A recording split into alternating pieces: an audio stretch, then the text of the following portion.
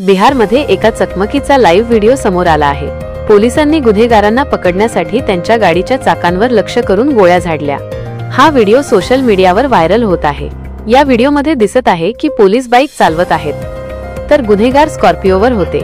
पोलिसांनी गुन्हेगारांना घेरले तेव्हा ते स्कॉर्पिओ उलटे घेऊन पळून गेले।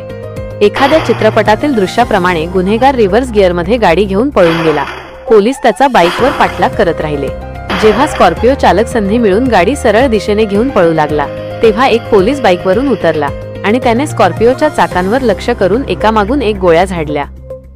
ही चकमक साहेबगंज पोलीस स्टेशन परिसरातील गांधी चौक ते अशोक चौक या रस्त्यावर घडली।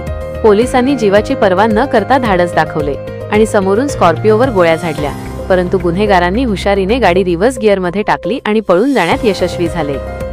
ही संपूर्ण घटना सीसीटीव्ही मध्ये कैद झाली आहे।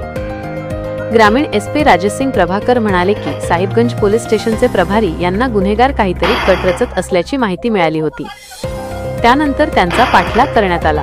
पोलिसाला पाहताच कारमधील गुन्हेगारांनी ताबडतोब स्कॉर्पिओ उलटवली आणि नंतर भरधाव वेगाने अशोक चौकाकडे वळले। ते तिथून पळून गेले। पोलिसांनी त्यांचा बराच अंतर पाठलाग केला, पण गुन्हेगार पळून जाण्यात यशस्वी झाले। गुन्हेगारांची माहिती गोळा केली जात आहे।